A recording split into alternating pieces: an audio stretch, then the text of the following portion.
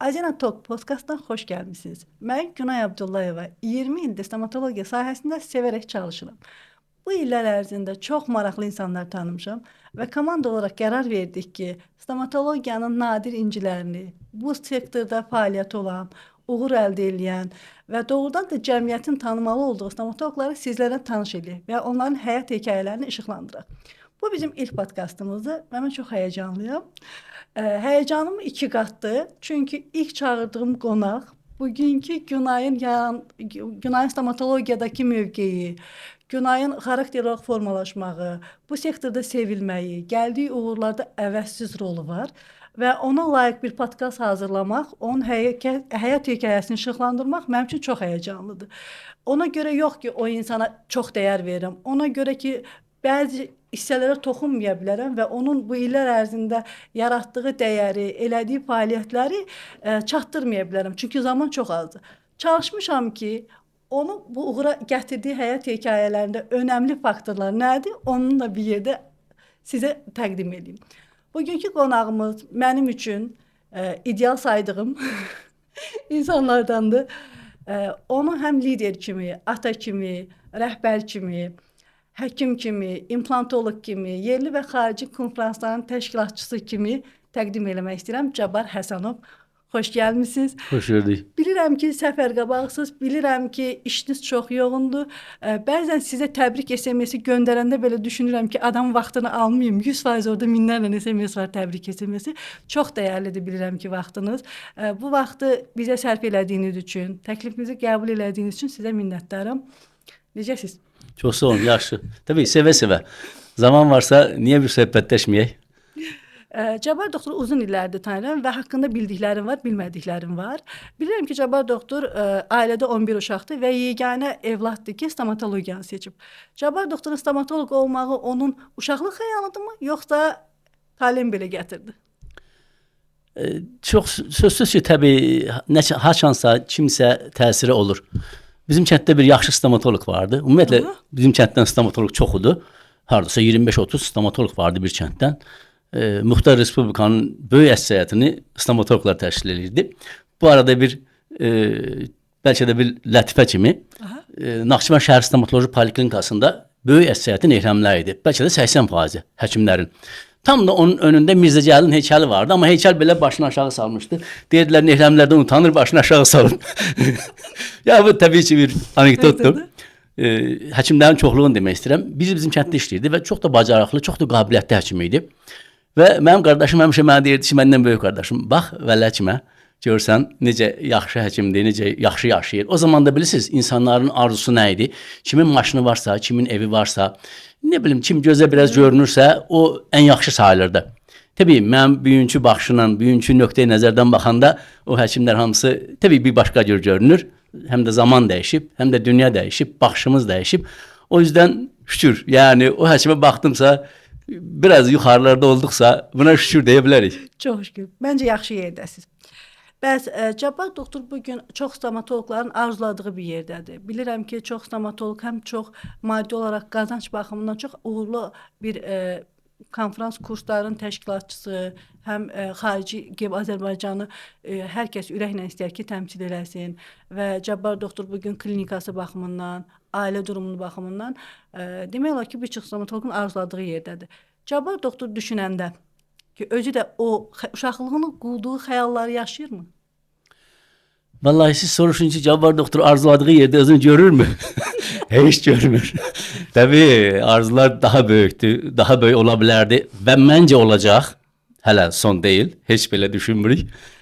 Mən 60 illiyimdə restart ili deyirdim, yadınız xatırınızdadirsə. Tabii bu restart davam eləyir. Və yeni kurslar, bax sabah Türkiye'ye bir kursa gedirəm. Oradan dönürəm, bir gün sonra İtalya'ya bir kursa gedirəm. Gürcistan'da bir ciddi bir bu barədə bir tədbir vardı. Oradan təzə gəlmişəm. Yəni bu belədir. Tabii arzuların hamısına çatmaq arzudan arzu doğur.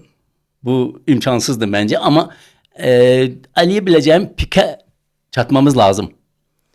Və bir arada durmaq, sadəcə bir həkim kimi işləmək, sadəcə günləri xəstələrə baxıb 5-3 manat almaq məncə bu çox azdır. Bəli. Məncə bu çox azdır və bilməm ki, mən belə yaşaya bilmirəm. Bilirəm. Yadıma nə düşdü? Bayaq komandamız onu danışdım. Rəhmətli Cəfər ağa Səmədovun ad gününə getmişdik. Və orada qocaman həkimlər çox idi və mən sizə sual verdim ki, Cəbbar doktor, bunlar bu yaşda niyə işləyirlər? Sizcə işləməlidirlərmi? Çox gözəl cavab vermişdiniz. Dediniz ki, Günay, insan həyatda yaşaması üçün hər gün bir işlə məşğul olması lazımdır. Dedim, siz özünüz necə bu yaşda harda hiss eləyəcəksiniz, necə olacaqsınız? Dediniz, ya mən pianino çalacağam, nəysə yeni bir şey öyrənəcəm. O həmişə mənim qulağımdadır ki, insan yaş nə qədər çox olduqca arzusu bir qədər çox olmalıdır və ümid edirəm ki, o yaşda da biz yenə bir yerdə söhbət eləyəcəksiniz. Sirri aşmayacağım, amma sanki məni danışdırdınız. İncəsənət sahəsində bir şeylər eləyirəm. Amma bu hələ sirdir. Görəcəksiniz bunu yəni. paylaşacağız. İnşallah bir gün ortaya çıxacaq. Tamam. Bəs Cəbbar doktor bu qədər fədakarlığı var və bunu stomatologlar çox yaxşı bilirlər. Necə düşünürsüz? Cəbbar doktor özünün davamçısını görürmü stomatologiyada? Yadımdadır ki, ictimai birliklə bağlı yuxusuz gecələriniz var idi. Bir konfransdan digər konfransa çox böyük məbləğlərin ödənişi var idi ki, Cəbbar doktor öz cibindən ödəyirdi. Necə düşünürsüz? Varmı belə yenə təşəbbüskarlar stomatologiyada? Təbii var, amma bilmirəm, ya düşüncə tərzi fərqlidir, ya baxış fərqlidir. Biraz təbii bax, gənclər var, xaricdə oxuyurlar, gəlirlər, uzmanlar var. Biraz daha çox, bilirsiniz necədir? Bayaq qeyd elədim. Sadəcə bir həkim olmaq, gündəlik xəstəyə baxmaq mənə görə azdır.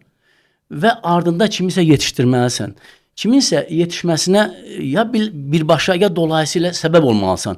Məsələn, ya yanında işləyər, öyrənər, ya kursuvu keçər, öyrənər, ya bir gün, məsələn, bizim çox hörmətli bir professorumuz bir dəfə qalxdı, konferansda dedi ki, bizim yetişməyimizdə və dünyaya açılmamızda Cəbbarın əməyi var. Deyir, o konferanslar təşkil elədi. Biz xaricdən insanlar gəldi, biz onlarla tanış olduq. Buradan sonra ora getdik, onlar bizə gəldi. Görürsünüz, yəni həm yeni başlayanlara bir cür təsir eləmək olar və ən yüksək səviyyədə böyük bir professorun da öz təsiri var, öz təsirini götürür yəni insan. Bu çox yaxşı haldır. Yəni o yüzden bir həkim, bir yaxşı həkim sadəcə bir yaxşı həkimlik eləməklə məni qane eləmir. Məsələ, həkimliyi kənara qoysam, birdən deyirlər, filan kəs çox böyük müğənnidir, incəsənət adamıdır. Amma mənim həmən ağlımda ilk olan nədir? Arxasınca kimi buraxdı. Məktəbi oldu mu? Yaratdı mı? Kimisə dartdı mı? İz bıraxdı mı? Bıraxmadısa maalesef. O olmadı yəni. Tamamilə sizdən razıyam.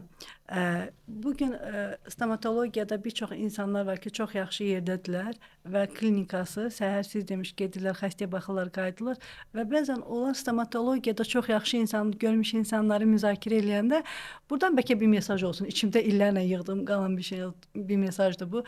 Əgər bir insan öz ailəsindən, öz maddi durumundan, enerjisindən, bütün fədakarlıqlar eləyib, bir Cəbbar doktorun dediyi kimi bir iz qoyubsa da, bir insan sadəcə səhər axşam öz ailəsinə və qazandığı pulunu öz kefi üçün xərcləyirsə də, o insanların, bu cür insanlara söz deməyə məncə haqqı çatmır.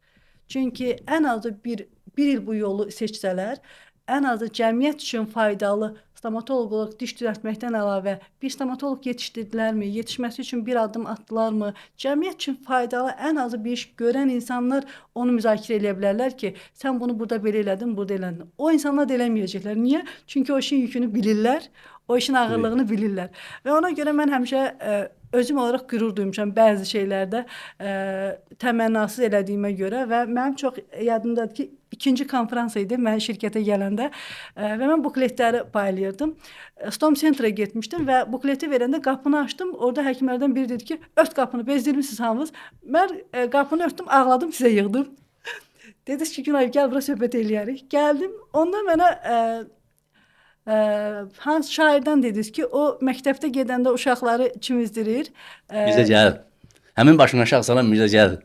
Mirzə Cəlil. Dediniz ki, o öz niyə elədiyini bilirdi, uşaqları çimizdirirdi, hərfləri örgədirdi. Bəli. Onlar üçün çox böyük peç yandırırdı, isidirdi, amma çölə çıxanda onu palçıqla vururdular. Bəli. Amma yenə sərgər o uşaqlar üçün onu edirdilər. Və mən o elə bir his aşıladınız ki mənə və mən həmişə deyəndə ki, kimsə mənə nəsə iş görəndə deyirəm ki, mən bunu niyə elədiyimi bilirəm.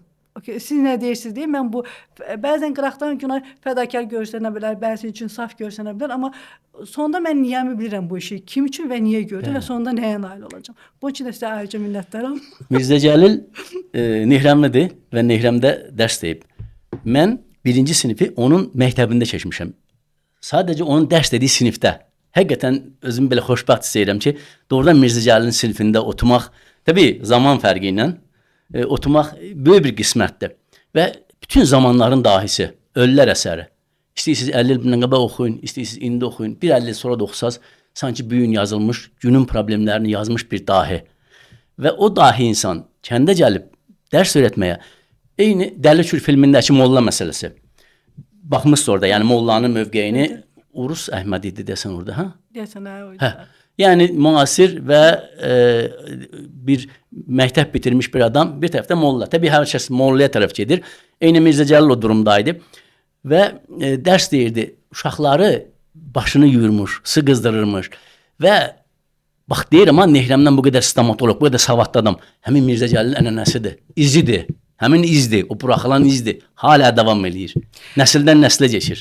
Bu fikrə gəlmək, bu düşüncəyə gəlmək, uşaqlıqda oxuduğunuz Mirzə Cəlilin hekayələrindən mi qaynaqlanır, yoxsa müəyyən yaş gəlib insan transformasiya olanda, həyatda bir şeylərə nail olanda daha nəyi eləyə bilərəmdən sonra gəldi Cəbbər doktor bu fikrə?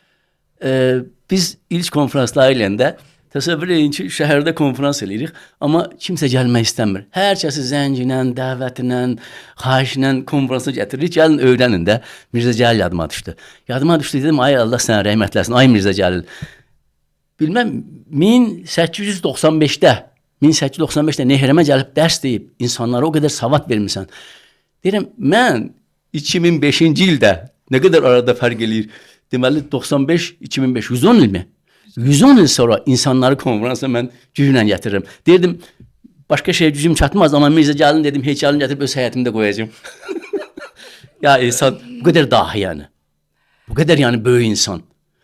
Və hər dəfə də ruhdan düşəndə sənə dediyimi özümə təlqin eləyirdim. Bura bax, sən Mirzə Cəlildən mi böyük oldun? Ya o qədər yəni, o qədər təhsil verə, o qədər millətə xidmət eləyə, əvəzinin üstünə padşah atırdılar, nə bilim, xoşa gəlməz şeylər edirdilər, onu hissləndirdilər. Amma Mirzə Cəlil də Mirzə idi də. O bilirdi nə edirdi. Bilirdi nə edirdi, bəli. Təbii. Bu günah yanaşması var, bir də Cəbbər doktor yanaşması var hadisələrə və mən çalışıram ki, komandamda belə sizdən o qədər çox danışıram ki, mən elə bir insan yoxdur ki, məni tanısın və sizin adınızı çəkməyim mən o yanında. Çox sağ ol. Komandanı yetişdirməyində, motivasiya eləməyində çalışıram orada sizdən öyrəndiklərim.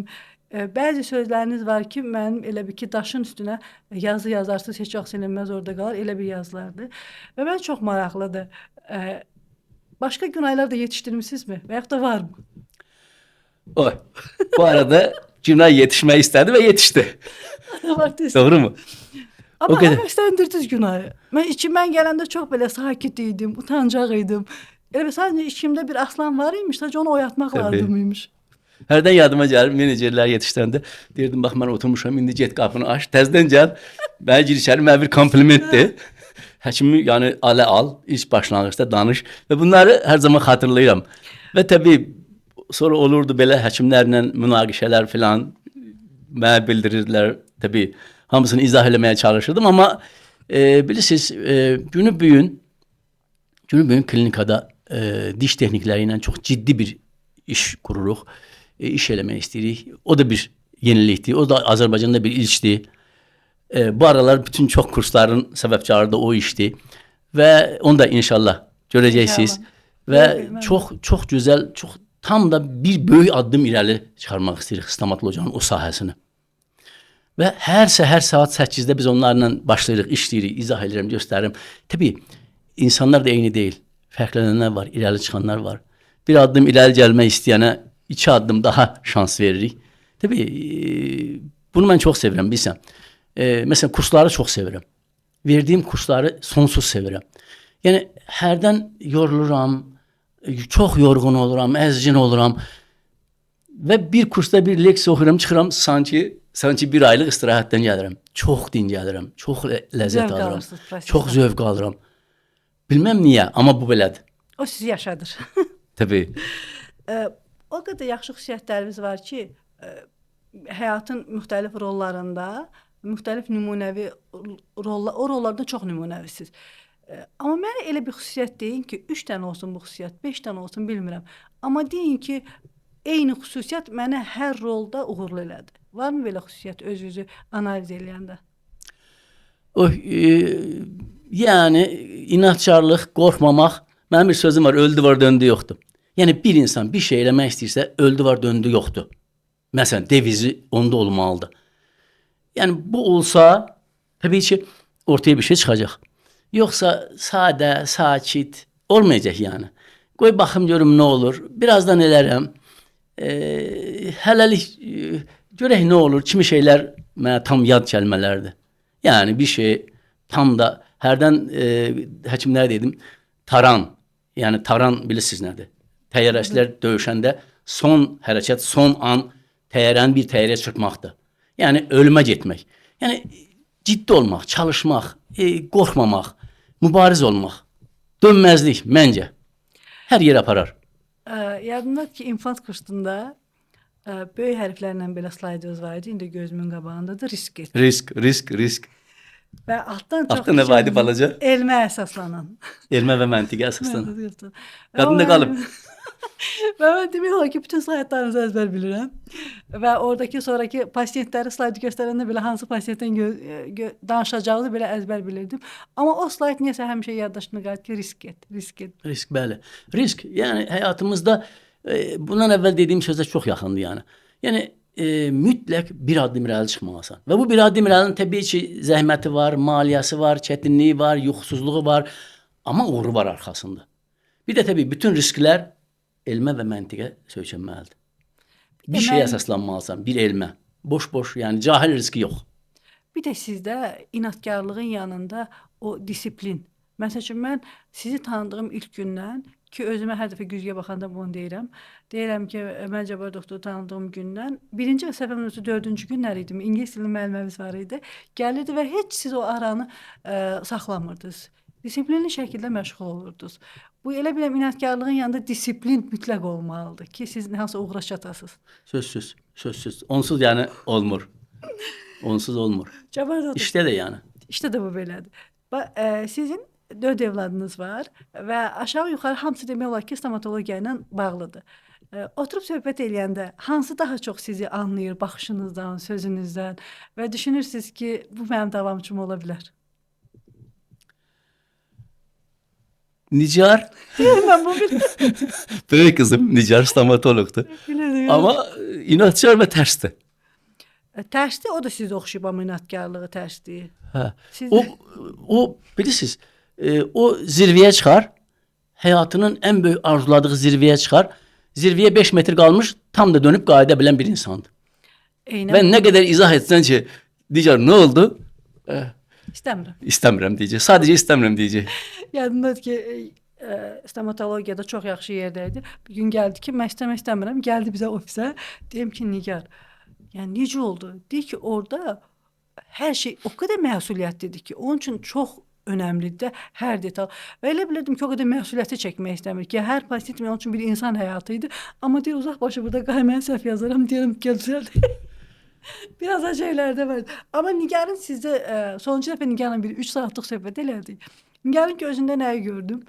Eynən inkişafa meyilli, yeniliyi kəşf eləmək istəyən və tutduğunu belə qabarmaq istəyən. Mən dedim ki, mən həmişə fikirləşirdim ki, Cabbar doktor hansı evladın arxasınca gedəcək. Sən təlimlərdəki detalcılığı bilirdim ki, bu cavabı. Sizə gəldi. Sizdən sonra yenə klinikə döndü. Bir xeyli müddət işlədi. Ondan sonra indi ayrılıb yenə kurslar verir filan. Təbii stomatologiya ilə çox bağlıdır. Amma yaxşıdır. İngilis dili bilir, Alman dili bilir, Türk dili bilir. O işlərdə də yəni təbii ona çox köməyi var. İngilis dil kurslarında özüm şahidəm. Türkiyədən gəlmişdilər, hansısa təlimdən. Dediniz ki, səhər gedin, kursa yazılın, seldə yazdırdınız, reklam olmasın, kəsərsiniz. Dedilər ki, ata icazə ver bir gün dincələk. Həmən sabah kursa yazılırsınız. Orada da sizdə bir şey vardı, onları push eləyirdiniz həmişə. Nərgiz tədrisi çox sevir. Tabii gəlir, bazarı elə deyir. Türkiyədədir, amma doktoranturan bitirib gələcək. Hüseyin Amerika təhsil aldı, iqtisadiyyat üzrə, biznes, menecment. Çalışır. Ona sual verəcəydim sizə Hüseynlə ki, Hüseyni bir çox həkimlər söhbət eləyəndə biznes mind baxımından və kommunikasiya baxımından çox səmimi olurlar. Amma mən onun biznes mindın tam təfəkkürünə gedə bilmərəm. Onu siz söhbət eləyəndə bilirsiniz. Ümumiyyətlə necədir Hüseynlə münasibətlər? O masa arxasında mı söhbət eləyirsiniz, yoxsa ayrıca ofisdəmi ona bəzi şeyləri izah eləyirsiniz? Bir insanda biznes təfəkkürü zamanla oturuşmalıdır. Cabbar doktorun gözündən baxmalıdır. 100% ki, hələ bəzi hadisələr siz kimi baxmır. İstər siz çox geniş ürəyiniz var və bəzən elə xəşər eləyə bilirdiniz ki, mən deyirdim ki, mən olsam eləməzdim şəxsən. O sözlər deyil. Bu təzad ortada var. Hüseyin, biz daha çox həm də dost kimiyik. Ən çox söhbətlərimiz harda olur bilirsiniz? Xizək sürüb kofe içəndə. Velosiped sürüb, bəzən velosiped sürür, yanaşı danışırıq orada yolda. Belə, daha çox ya velosiped, ya xizək, ya at minirik, dağda otururuq, yoruluruq. Artıq orada biraz filan şey nə oldu, filan şey nə oldu. Orada biraz söhbət edirik. Açıqcası çox ciddi belə biznes söhbətlərimiz olmur. Sadəcə bəzən məsləhətlər alır. Mən də ayaqüstü məsləhətlər verirəm. Yəni mən özümü biznesdə görmürəm, görə bilmirəm. Uzaq durursun Təbii, həmişə. hər zaman sən də artıq uzun illər tanıyırsan və bilirsən ki, o firmada hər zaman mən deyil, başqaları rəhbərlik eləyib filan. İndi də Hüseyn. O yüzden özümü biznesmen kimi heç görmürəm. Amma Ola da bilmərəm yəni. çox uzaq dursanız da bəzən gəlib bir söz deyirdiniz, o mənim satışıma nə qədər təsir eləyirdi. Siz hadisələrə həkim nöqteyi nəzərdən deyirdiniz. Təbii. Deyirdiniz ki, məsəl üçün burada həkim nə qazandırır? Yəni sən mən bunu danışdın. Hadisələrə elə bir ki, bu tərəfdən baxırdınız və o mənim çox fikirlərimi açırdı ki, doğrudan mən özümü qoymalıyam, empati qurmalıyam burada. Bəli. Və o mənə çox təsir eləyirdi. İndividual yanaşma, özəl yanaşma. Yadımdadır ki, bunu bir necə demişəm, Dale Carnegie kitabını almışdınız mənə. Bəli. O kitabı əlimə almamışdan qabaq çox belə yaxşı olmayan xatirəmdə bir təcrübə var idi. Sadəcə bir cümlənin səhvin ucbatından. Və mən başa düşdüm ki, o kitabı oxuyandan sonra kitabı hara gedirdim, əlimdə belə nəsə olsa belə kitabı gözümün qabağına çəkmirdim ki, sonraki etap nədir, sonraki etap nədir. Sanki Günayın o ünsiyyətdəki detallarını belə direkt mənə deməsəniz də kitabla mənə vermiş oldunuz. Təşəkkür edirəm. Nə yaxşı ki, o kitabı alıb vermişəm. Doğrudan və hamıya məsləhət görmüşdüm. Amma yazdıktan sonra Kaspidentin o zalında kitablar hep koymuştum. Bir Dale Carnegie'ni koymuştum. Bir de El ve Ninon'u koymuştum. Derdim El ve Ninon'u okumayan Azerbaycanlı değil. Kızlar okumuşsunuz mu El ve Ninon'u? Aha. Hər iki Rus dillidir, Rus ədəbiyyatı. O kitap her dilde var. Mən deyirəm, yadımda siz Oxuyun. o kitabı yaşaya-yaşaya Əlbəttə, oxumuşdunuz. çox Dediniz ki, qəşəng. şəhərdə getdim, haraları gəldim, o kitabı yaşaya-yaşaya mən o kitabı oxudum. O kitabı okurdum, gedib şəhərdə o həmin məscidi tapırdım, o adamların evini tapırdım, baxırdım. Belə təsəvvür edim ki, buradaymışlar, buradan oturub şəhərə baxırmışlar filan. Çox qəşəng kitabdır. Yəni əsl bir Azərbaycanlının ruhudur. Bu qədər ailə, iş, biraz geri dönsək, implantologiyada ilk vaxtlarınızda ilk implant qoyduğunuz anı xatırlayırsınız, ilk xəstəni, ilk həyəcanı. Mən bugünkü ilk podkastım heç vaxt unutmayacağım. Səhər saat 5-də qalmışam. Bəlkə ilklərdəndir ki, mən saat 5-də qalxıram. Varmı o bir yaddaşlı xatirə? Tabii ilk implant unudulmaz. Her zaman yaddaşlardadır. Ve onu da bilirsiniz, vəfi eləmişdik. O yadımdan çıxıb və Ve elədi. ilk kursa gidip gelmiştim ve televizyada elan vermiştim. İnsanlar sonsuz sayda gəlirdi məsləhət almağa. Növbə nə qədər? Məsləhətə sadəcə. Telefonlar 24 saat susmurdu. Amma kimsə implant eləmirdi. Axırı mən bir gün, Vəfa mənim tibb bacısıdır məndə. 30 ildir mənlə işləyir.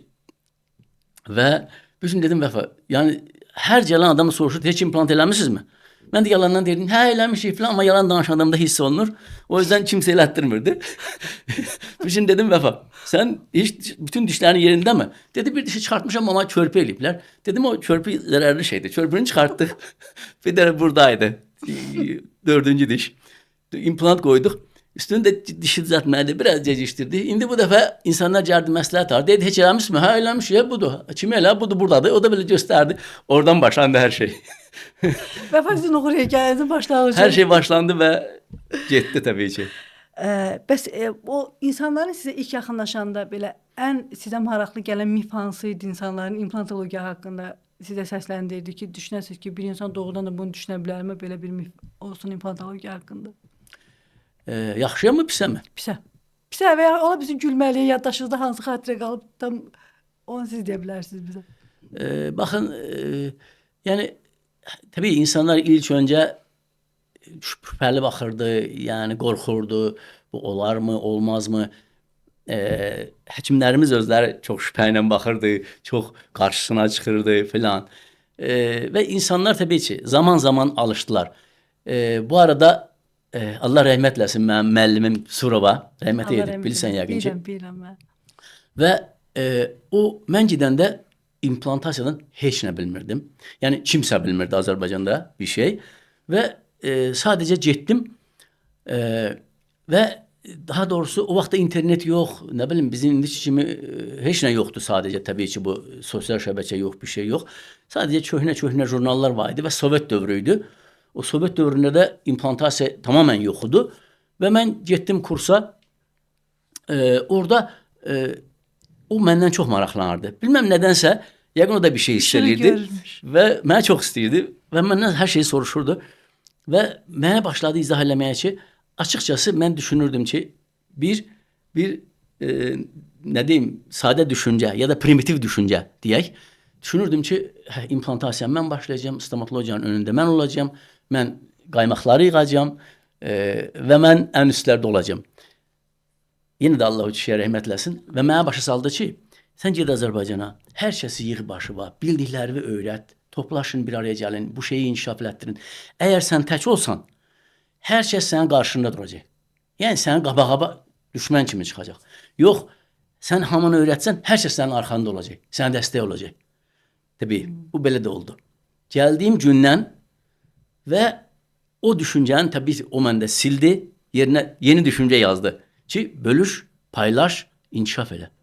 Gəldiyim gündən artıq buralarını bilsən. Başladım, dostları yığdım, hamıya zəng vurdum və bizim onda Domsovetin yanında klinikamız var idi. Bu qədər bir gözləmə zalı var idi. Təxminən bu qədər, bir 15 kvadrat metr falan kimi bir şey. Gündüzlər gözləmə zalı idi, xəstələrin gözləmə zalı idi. Axşamlar bu şəhərin uzun zaman bugünkü bildiyimiz ən öndə gedən implantologları, hamısı yeni başlayanlar idi o zaman.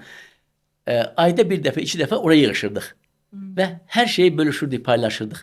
Və əgər bu təvəzzükarlıqdan kənar olsa da deyərdim ki, Azərbaycan implantologiyası o balaca kabinetdən başlayıb. Fotolarımız var indi, hamısının yığılmağı, danışmaqlarımız və təbii ki bunlar gözəl zaman idi, gözəl hisslər idi.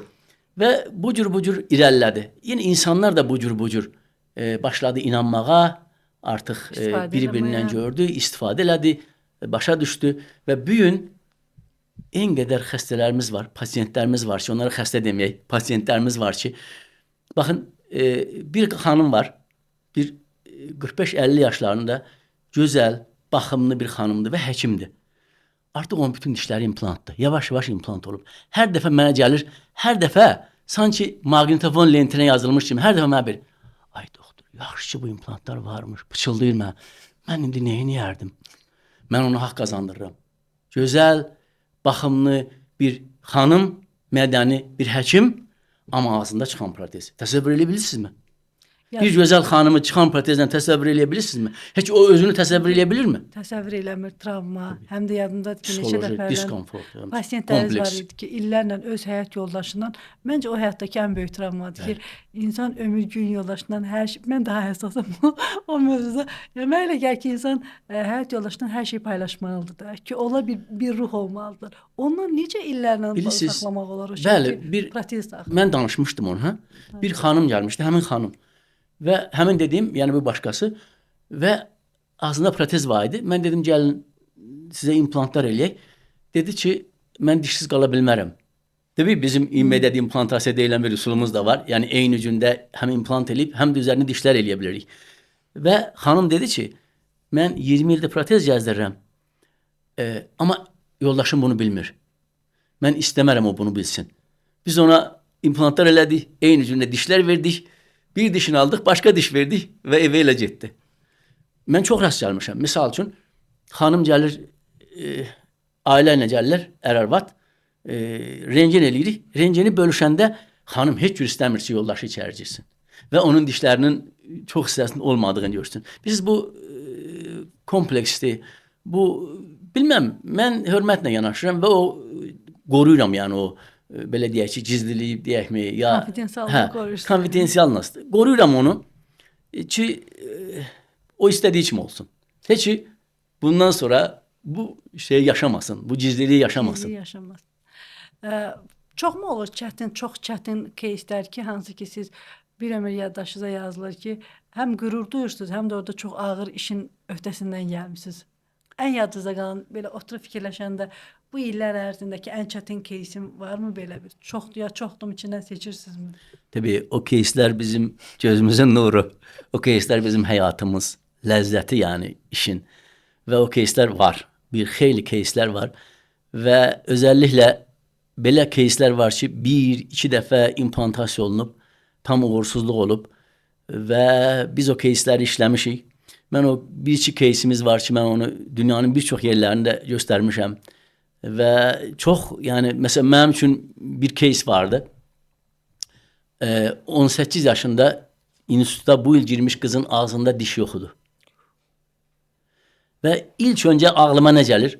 Bu kız necə sevər? Bu kız necə nişanlanar? Bu kız necə ailə qurar? Bu kız necə, ne bileyim, kariyere qurar, işləyər, kompleks yaşamadan bütün bunları eləyər.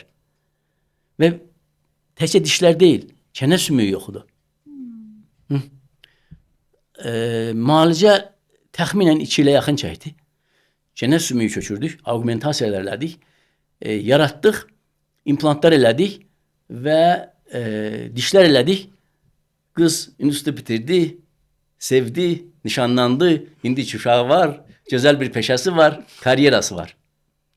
Məncə ona həyat verdik. Məncə o da sizə Məncə onu ikinci dəfə doğduq. Bəli, onu deyəcəkdim. Deməm? İkinci həyat verdi insana. Bu elə bir ki, həm də sizin çətin keysinin yanında bir də ki, bir insanı həyata qaytarmaq kimi bir həzz var burada. Tabii. Böyük şey. Yəni sadəcə bir düşünsəz, o qız necə yaşayacaqdı və necə yaşadı?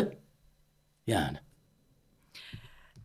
Bəs Cabbar doktor bu qədər bilgilər, yerli bilgiləri bilir ki, bir də xaricə daşıyır və buradakı keysləri göstərir. Azərbaycanı xaricdə təmsil eləyir və ilk öncələrdə bu çətin idimi sizə? Terminlər, ingilis dili, sözü hara gətirəcəyimi bilirsiniz. Baxın, tabii xarici belə olur məruzələrim və fərqli dillərdə olur. Rus, İngilis, Türk dillərində olur. Türk dili tabii en rahatıdır ve bir de doğmalıq var arada. En son fevralda Dubai'daydım. Böyük bir konferans var idi. Mənə də dəvət eləmişdilər. 45 dəqiqə çıxışım var idi. Açığı bir 2 ay durmadan hazırlaşdım. Gecə gündüz 2 ay hem dil baxımından hem elmi tərəfini hazırlaşdım. Dəfələrlə İngilis dillilərə ailədə Hüseynəvə danışdım, Nigarə danışdım və fikirlərini söylürdülər. Hem keyslər barədə, hem danışıq, nitq, hər şey. Hazırlaşdım və getdim. Yenə də konferans başladı. Mən axıra yaxınım. Və oturmuşam, çox həyəcanlıyam. Birinci sunum başladı, qulaq astım. Dedi, yox, bundan qat-qat yaxşıyam. Nə göstərir, necə danışır, məsələlərin mahiyyəti. İkinci başladı, bundan da yaxşıyam. Üçüncü gördüm, biraz rahatlaşdım və arxancılıq gəldi ki. Yəni o da nə idi? O hazırlaşmaq. O əmək. Tabii o əmək 2 yerdədir. Bir, tabii illərlə o elədiyimiz hər şeyi arxivləşdirmək, fotolar, videolar. Bilirsiniz, indi bizdə o nə disk deyirik? Hard disklər. Artıq kitab kimi hard disklər yığılır və hərəsində də 50, bəlkə 100 case var. Xəstənin danlıları var. Və bütün bunları arxivləşdirmək, yığmaq, saxlamaq, qruplaşdırmaq, bir də zamanı gəldikcə xərcləmək və yerində düzgün xərcləmək, yəni bölüşmək, paylaşmaq və s. Kurslarda, konferanslarda və s. Və bir də onu təqdim eləmək. Yəni bütün bunlar tabii bir arada çox gözəldir və çox razı qaldılar.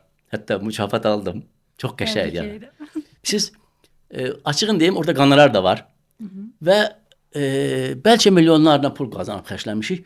O qonorar tamamen başqa bir şeydir. o tamamen başka bir hissler getirir. Əziyyətin bəhrəsidir bu. Başqa bir Bir de başka bir əziyyətin yani ilmin değeridir. elmi dəyərdir, eynən. O yuxusuz gecələrində. Ve her defa düşünürsen ki aha her defa ben pul verip kurslara getirdim. Ah Bugün indi geri yani ehdiğin tohumlar göğerir. Bir də kimsə də oradan nəsə faydalanır elm olaraq da. Bu qazandığım o pis təcrübə dediyim, həyəcan keçirdiyim şeylər kimsə indi eləməyəcəyi və onun üçün çox yaxşı bir case olur ki, aha, onda mən bunu burada eləməyim, bu yaxşıdır, bu pisdir. Məncə oradan da bir zövq alırsınız siz. Bayaq bir şəkil atmışdım. O İtalya'da konferans. İtalya'da konferans var idi. Nigar'la mən Aha. bir yerdə çıxış eləmişdik və o konferans ICOI'nin International Congress Oral Implantology onun nəzdində keçirilirdi. Və o tabii Mərkəzi Amerikadadır. Jurnal da çıxır Amerikada. O konferansdan 2 doktorat bəyənmişdilər. Orada şəkildə var idi. Bir Amerikan idi, bir de biz idik. Jurnalda o konferans hakkında böyük bir məqalə etmişti. Bizim şəkillərimizi vermişdilər və tabii bu da gurur duyurucu yani İtalya'da o böyle büyük konferanstan biz seçilmiştik. Orada üstünlük nəyi götürmüşlər? Case'in çətinliyi mi? Sizin o case'i sunumunuz uydu mu? Size özel yapanlar arasında. Onu onlar seçmişti ve ben de niye seçtiklerini bilmedim. Hakikaten mənə sürpriz oldu. Günün birinde zəng gəlir Amerikadan ki biz ICOI jurnalındanıq, implant dentistry jurnalındanıq ve sizin haqqınızda məqalə var, sizə göndərəcəyik.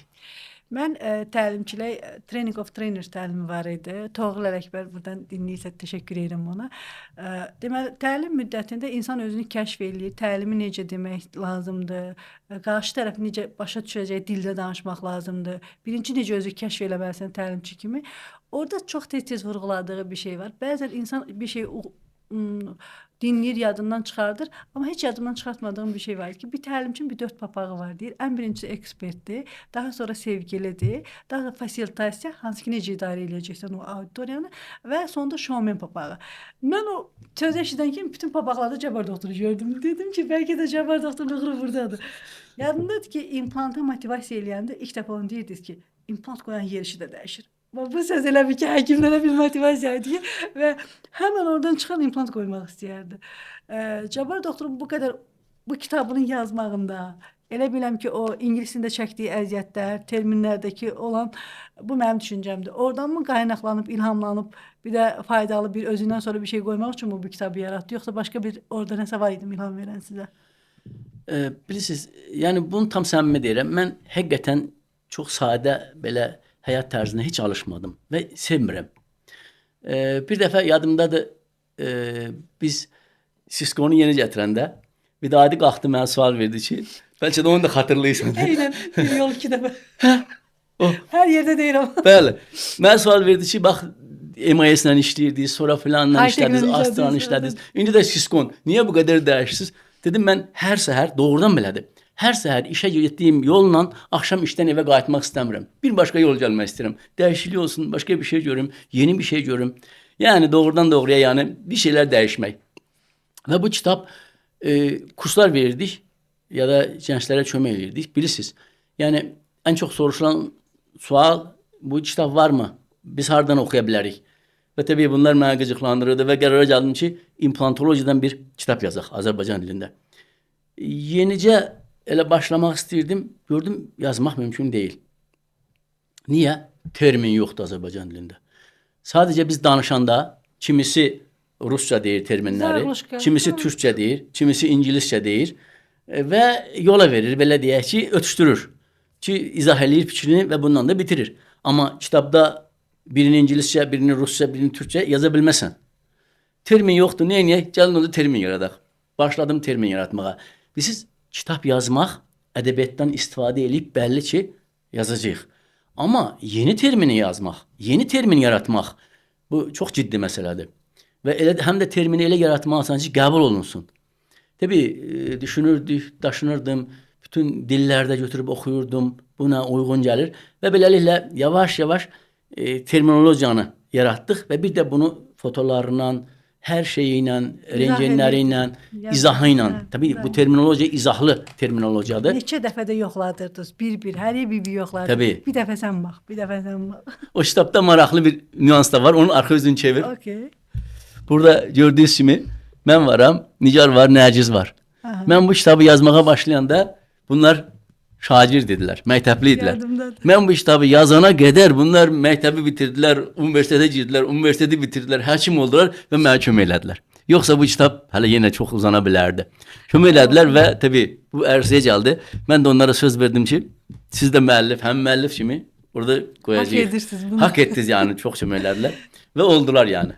Mənim yadımdadır ki, heç kitab olmamış belə. Mən işə ilk gələn günlərimdə idi. O vaxt İMTEK-in pinləri var idi. Mən də pin bilmirəm nədir. Gəldim dedim ki, doktor, balaca mıxlar dediniz. Günay dayan. Dayan. Xahiş edirəm. Sən buna mıx desən bütün stomatologiya buna mıx deyəcək. Bunun adı pindir. Elə dediniz ki, mən ona bir də başqa heç nə deyə bilməzdim. Və eynən də bir çox şeylərdə alətlərin Bax öyle, adını bildim. bax implantologiya o gündəydi. Kimisi mıx deyirdi, kimisi bilməm ki, mismar deyirdi. Deyirdiniz ki, terminlər öyrədirdiniz. O yüzden bu adını- terminolojiya yerindəydi. Alətlərin adını öyrədəndə hətta yadımdadır ki, siz öyrədirdiniz, tutaq ki, raspator deyirdik. Mən indi Türkiyədən kimsə gəldi, deyirdi ki, sizdə perios elevator var. Deyirdim ki, yox.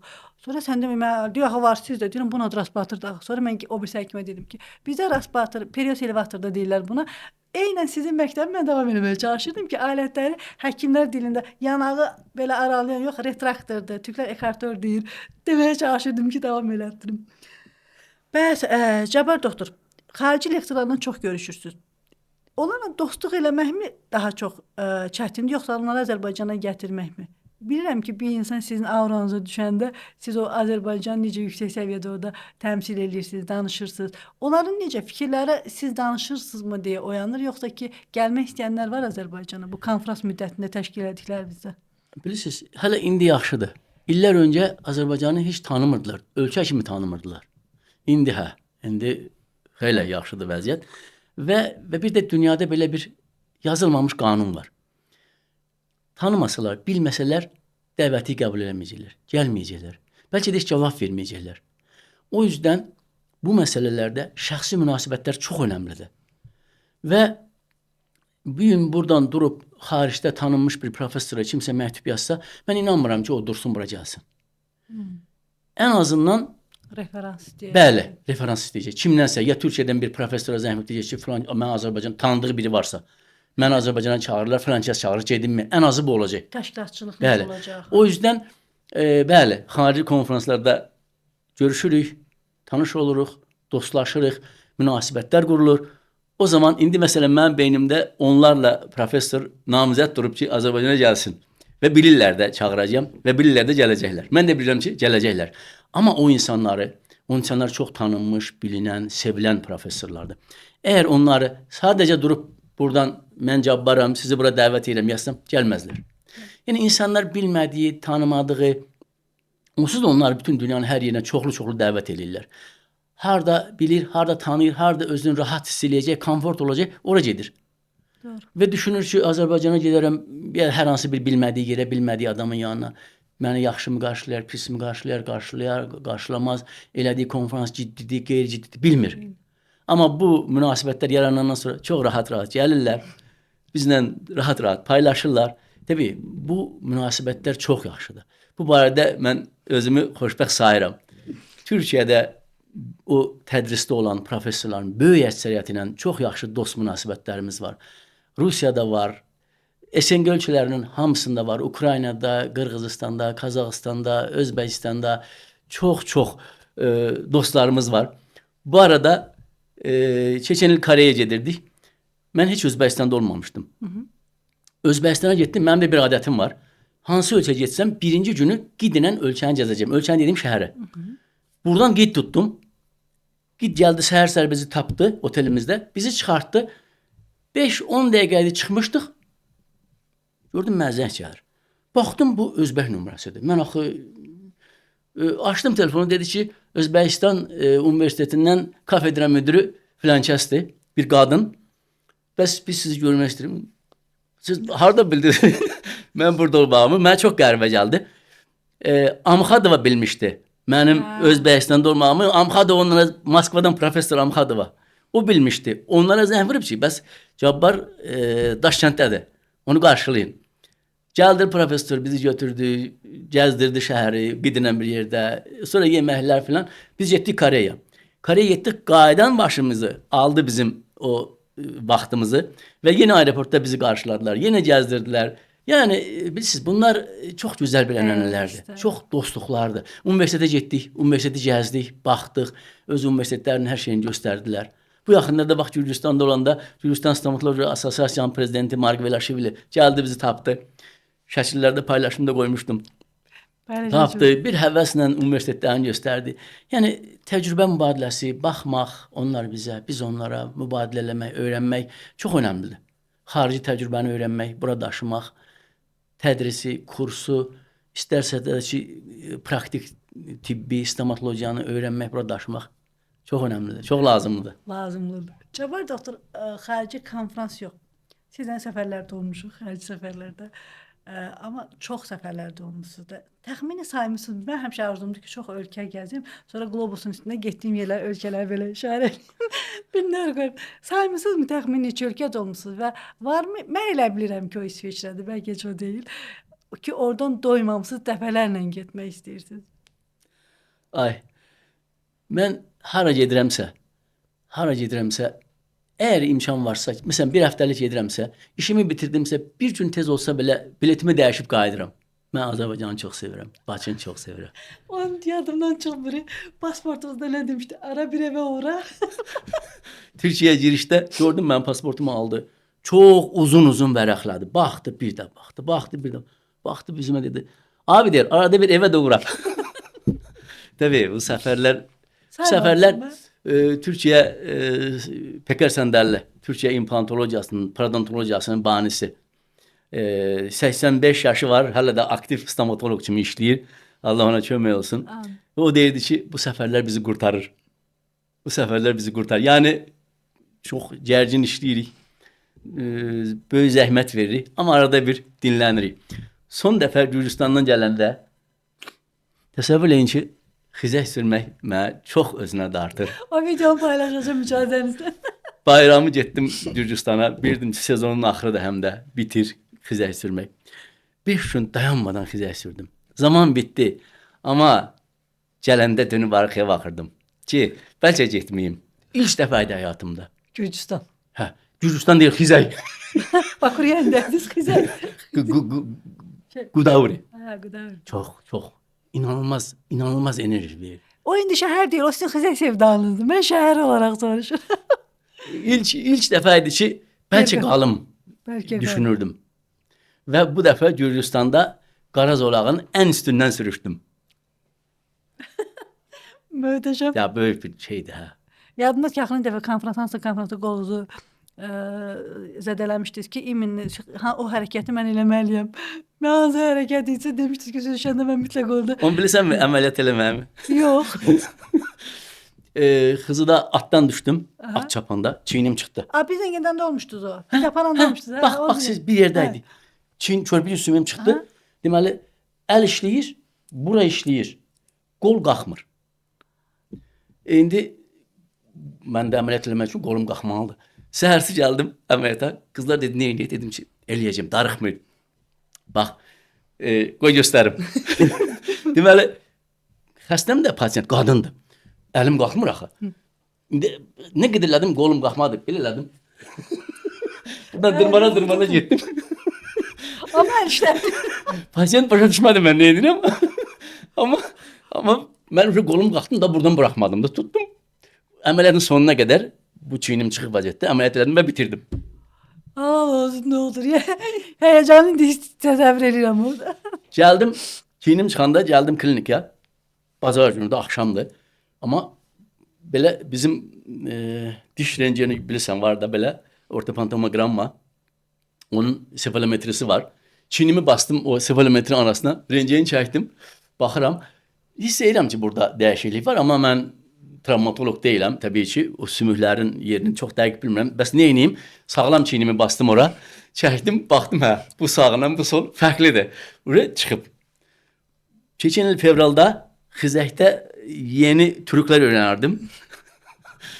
Müəllimim mənə tapşırıqlar vermişdi. Böyük sürətlə gedən yerdə hərəkətlər eləməliydim. Bir də baxdım ki, göydən üz aşağı gəlirəm. Bu çiynim çıxdı. Amma yaxşı oldu, bilirsiniz niyə? Hə. Bu çiynim çıxmışdı, bu körpücü sümük həmən hündür görsənərdi. Bu da çıxdı, bərabərləşdilər. Hamı soruşurdu ki, bu çiynin niyə hündürdür? Dənizdə filan da. Sonra bu da çıktı. Oldu yine. Bu belə həvəsdən danışırsınız da mən yeyib xizək sürməyə öyrənəcəm. Ama güzeldi. Yaxşı, bu bir çox şeylər bayaqdan danışdığınız şeylərin təbii ki, hamısı fəxr olunasıdır. Amma Cabbar doktor olaraq özünüzü belə bir an varmı ki, bayaq eynən xəzəkdən qayıtmaq istəmirdiniz? Varmı elə bir an ki, orada özünüzü belə fəxr eləmisiniz, qürur duymuşsunuz da? O yadınıza qalma his varmı? Ay Günay, neyle gurur duyuyorum? Niye gurur duyuyorum? Ya doğrudan çok şeyler var. Çok şeyler eleyebilirdik. Çok şeyler elemeliyiz. Yəni Hala gurur duymak tezdi bence yani. Çok var hele. O sözünüz yadımdan çıxmır. Atatürklə müqayisə eləmişdiniz. Dediniz ki, o neçə yaşında dediniz? 57. Siz eyni yaşdaydınız. Mənə dediniz ki, mən elə bir ona oxşar nəsə bir şey demişdim, qürur duymaqla bağlı. Dediniz ki, Günay, biz neynəmişik ki? Onunla müqayisədə biz neynəmişik ki? O dünyanı fəth eləmiş insanlar var, bu yaşda hara gəlmiş insanlar var. Amma niyə? Bəzi hisslər var ki, orada qürur. Məsələn, mən bir vətəndaş olaraq, bir Azərbaycan olaraq çox qürur duyduğum şeylər var bir Cabbar doktorla. Və mən həmişə deyirəm ki, məsəl üçün mən o an bəlkə sevincdən ürəyim dayanardı onun yerində olsaydım. Var o şeylər, bu konferansların sonunda alınan feedbacklər, nəsə yaxşı keçirsə də, hər hansı bir insanın həyatını qutaranda o insandan dediyi sözlər. Mənim yadımdadır ki, bir dənə pasient intihara gedirdi, başqa bir həkimsə xəstə gətirmişdi. O insanın belə mərhələdə danışanda emosiya belə boğulur, bir intihara gedən bir insanı yenidən həyata qaytarmaq. Məncə bunlar yadda qalan qürur duyulası hisslərdir. O kadın o 22 il mi ne evvel olmuştu? 20-22 yıl 20 evvel il olmuştu. evvel oldu. Hə. O kadın gelmişti bu yakınlarda. Hatta paylaşım eləmişdik. Ve eyni implantlar, eyni dişler.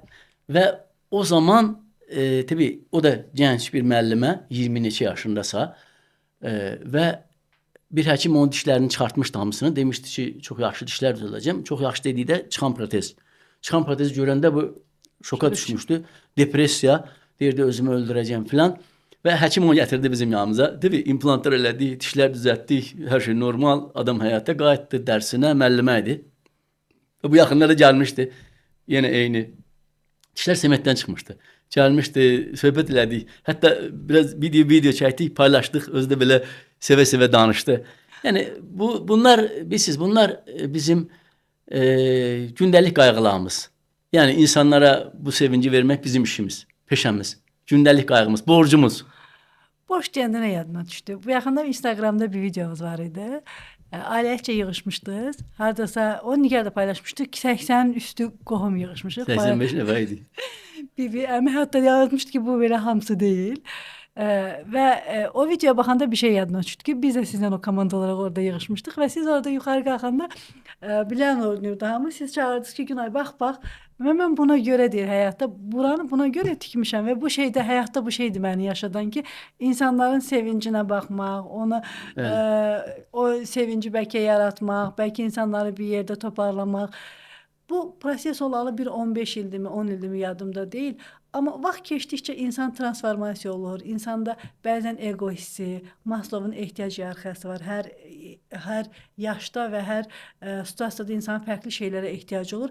Amma zaman keçdikcə insan özünü dərk elədikcə biraz özünü egosallaşmır. Əksər egodan qurtulur da həyatda nə istədiyini tapır və özünü yenidən kəşf eləyir. Cabbar doktor o illərdəki heç dəyişməmişdi. Mən baxdım ki, eyni enerji iləndir. Eynən qulağımda o sözlər səsləndi ki, dedim üstündən neçə il keçib, bu insan yenə eyni emosiyalardan, eyni həyəcandan, eyni sözləri səsləndirir. Heç mi sizdə dəyişmir bu hisslər ki, bəzən belə yaxşı şəkildə özünüzü düşünəsiniz, özünüz üçün bir şeylər eləyəsiniz, yoxsa həmişə kimin seçimi eləməyi sevirsiniz, ondan mı zövq alırsınız? Özüm üçün eləmək, özüm üçün neyniyim? Yani bir insan için lazım olan her şey var. Ve çok da böyle üstlerde olmasına da ihtiyaç yok. Sade bir hayat benim için yeterli.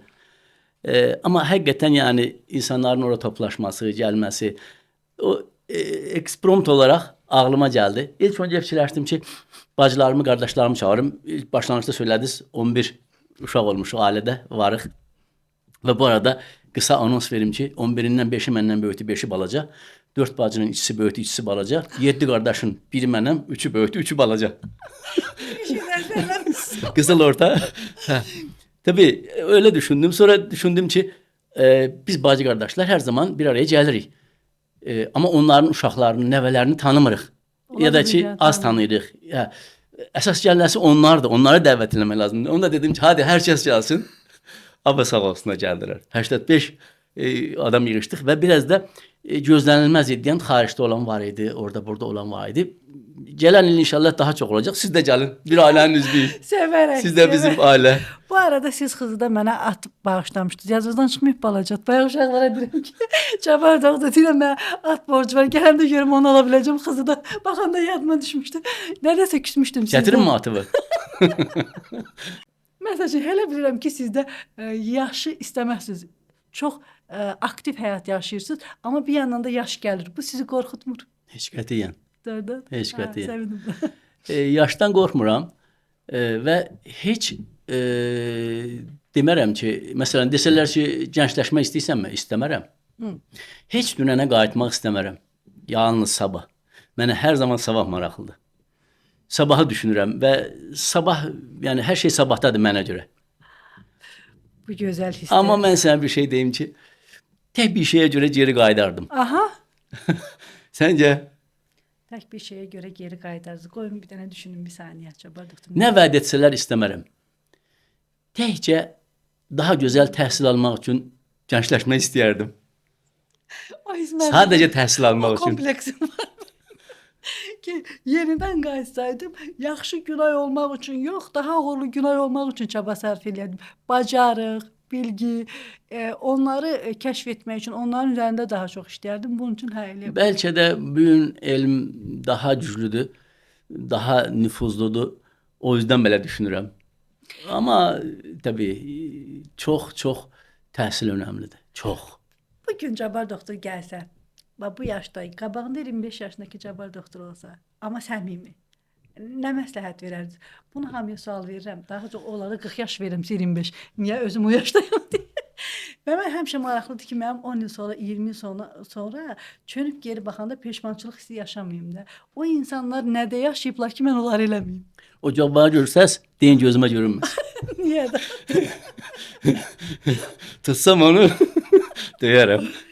Necəydi Cabbar doktor? Bilirsiniz, yəni çox arxayın, 25 yaşdırsa universiteti bitirib həkim işləyən və sanki o dövrdə tək məndə deyil, hər kəsdə belə bir şey vardı ki, da institut bitirmişəm, mən elə piklərdə, zətlərdə bir yerdəyəm. Bax, onda belə bir hisslər var idi. Ego var idi. Ego var idi. Bax, onda ego var, sonra ərdi getdi.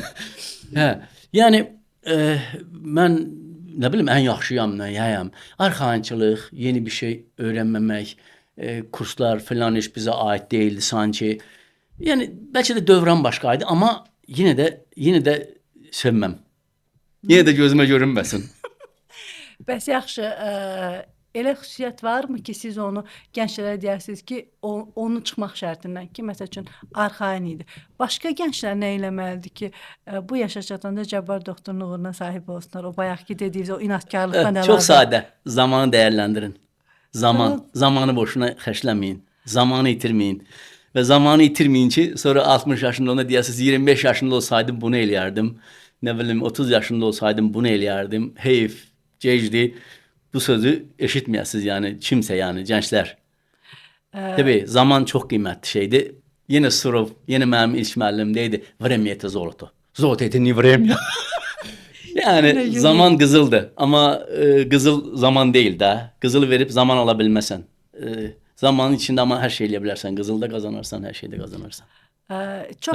O yüzden yəni zamanı itirmək həqiqətən günahdır. Peşmançılıq yaradacaq təbii. Bəzi təlimlər olaraq deyirəm, sizin adınızı çəkirəm. Bəlkə də təlimçi mentorlarım buradan qıcıqlanarsa da üzürlü saysınlar. Bəzi təlimlərdə, məsəl üçün çox time managementdən danışanda, bəzi nüanslara toxunanda mən adama diqqətlə izləyirəm. Deyirəm ki, əgər bir insan time managementini düzgün idarə eləmirsə, durub məndən burada time management dərs deyə bilməz. Və mən həmişə deyirəm ki, bir insanın balanslı şəkildə ailə həyat tərzi, iş tərzi, özünə ayırdığı vaxt və bütün bu balanslı şəkildə hər yerdə lazım olan vaxtda olmağı, yadımda ki, mənim toyumda hamıdan qabaq gəlmişdiniz siz kollektivdə. Onu belə unutmuram. Çünki gəlin mən başına orada gözləyirəm, mən orada görürdüm sizi 6-ya qalmış çıxmışdınız. Və hara lazımsa hər yerə vaxtında gəlirsiniz və bu vaxtın idarə olunması elə biləm ki, xüsusi bir istedaddır. Və yadımdadır ki, siz bununla bağlı məni çox dəfə bununla bağlı şey eləyirdiniz ki, Günay, vaxtında orada olmaq lazımdır. Demisənsə orada olmaq lazımdır. Həkimə söz vermisənsə bunu eləmək lazımdır. Bəlkə bu sənin ziyanındadır, mənim ziyanımdadır, amma söz vermisənsə bunu eləmək lazımdır. Məncə bu çox önəmli faktordur, düz deyirsiz, vaxtın idarə olunması. Tabii hər kəs şikayət edici, bilirsiniz bunu. Çox insanlar şikayət edir ki, idmana vaxtım yoxdur, nə bilim kursa vaxtım yoxdur, bilmirəm harasa getməyə vaxtım, amma zaman təbii ki var. Var. İstəsən bölüşdürərsən. Deməli, ən çox acı çəkdiyim yerlərdən biri. Bu Z nəslinin bir xüsusiyyəti var. Bu gün SMS atırsan, sabah cavab verir, ya 2 gün sonra cavab verir. Və həmişə mənə yaxın insanlara siz nümunə çəkirəm. Deyirəm ki, Cabbar doktorun sadalayıram ki, bir neçə hansı öhdəlikləri var, neçə işlərdəki xəstələri var. Cabbar doktora uzaq başı bir gün sonra cavab qayıdır. Amma bilirsən, onu belə əsaslandırır. İndiki nəsildə çox belə qəribə bir rahatlıq var ki, bəzən ki, vaxtım yoxdur, buna vaxt ayıra bilmərəm, bu mənlik deyil. Mən hələ yadımdan gəlmir ki, Cabbar doktora nəsə sual verirəm, onun geri dönüşü olmuyor və yaxud da ki, adam əsaslandırmıyor.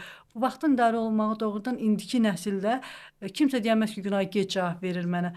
O nəsə bir şey yazmalıyam. O qalçıq orada qalmalıdır. O nəsə cavab getməlidir. Baxın, o cavablandırmanı dediniz.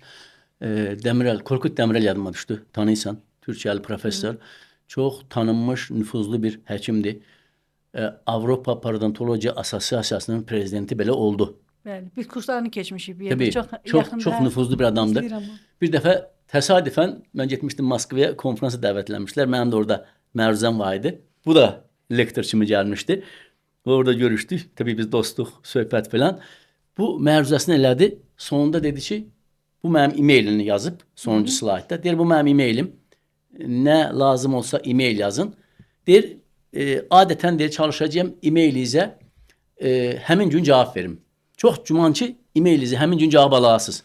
Deyir, birdən işim, başım qarışıq olar, səfərdə olam, yollarda olam filan, bir gün sonra cavab alasınız. Əgər deyir, e-mailinizə bir həftə müddətinə cavab almasaz, bilin ki, Korkut Demirel ölüb. Öz ifadəsidir, ha, mən demirəm, öz ifadəsidir. Yəni çox ciddi adamdır.